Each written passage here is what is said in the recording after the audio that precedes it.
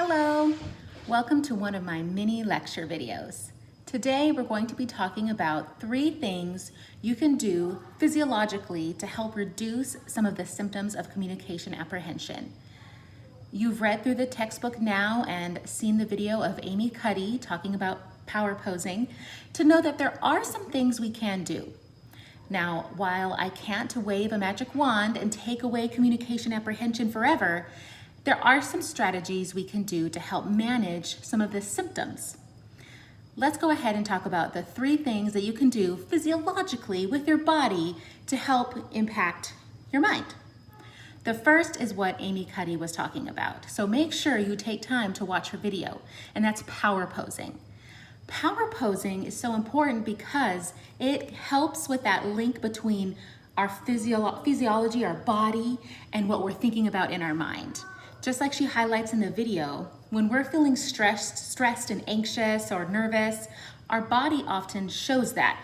We hunch ourselves, we fold in on ourselves, we want to make ourselves smaller and invisible. It's literally like our body is physically showing in the anxiety or nervousness we're feeling on the inside. So she has shown that there is a connection between our body and our mind, and so we can try to trick the mind to be a little bit more confident.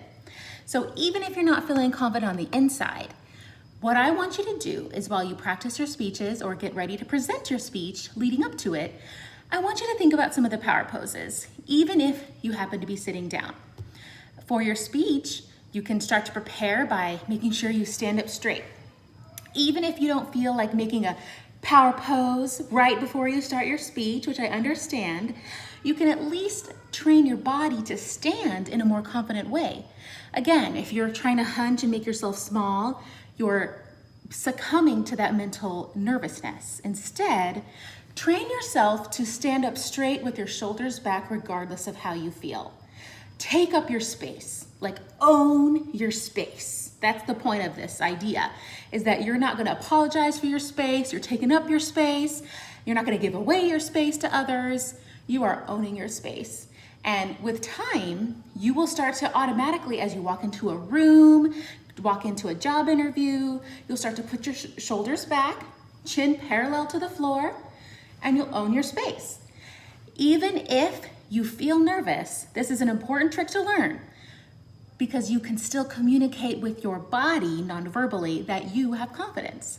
So again, even if you don't feel like there's a connection and it's not making you more confident, the people watching you will think so. The second thing you can do to feel more confident is to work on your breathing. This is huge because a lot of times when we get nervous, we start to take short, shallow breaths. We don't breathe deeply into our diaphragm. We start to kind of, again, hunch in on ourselves and our breathing becomes more rapid. Try this technique. When you're getting ready, force yourself to take slow, deep breaths.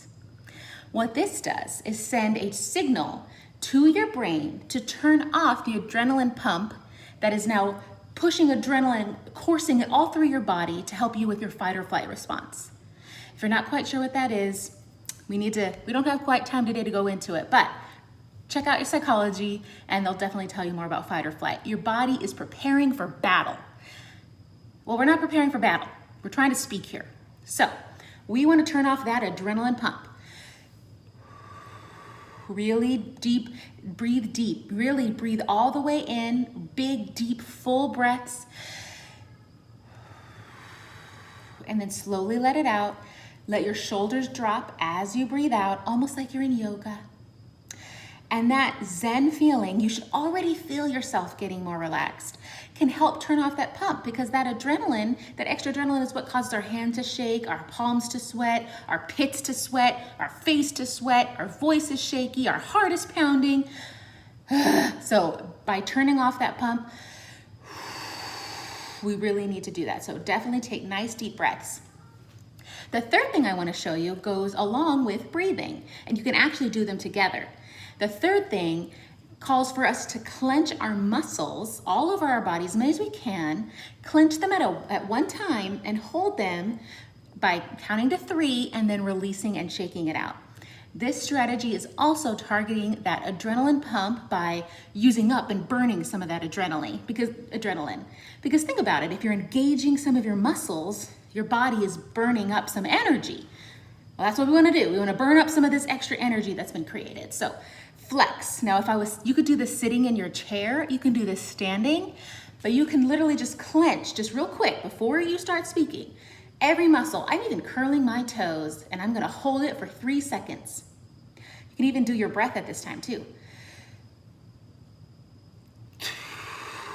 And then I'm going to let it go. I'm going to let my breath out. And as I do that, again, let your shoulders come down. Don't make it all tight and hunched. Relax your shoulders, shake out your body. It's like you're letting all of that pent up energy out. And then do it again.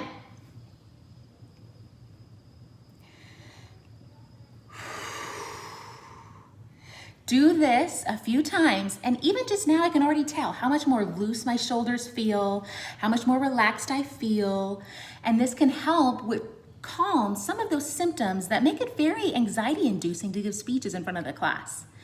I hope today's mini lecture was helpful. Please practice some of these and let me know if you do. I'm always curious to see if some of these strategies help my students feel better. In the meantime, best of luck practicing your speeches, and I'll see you soon. Bye.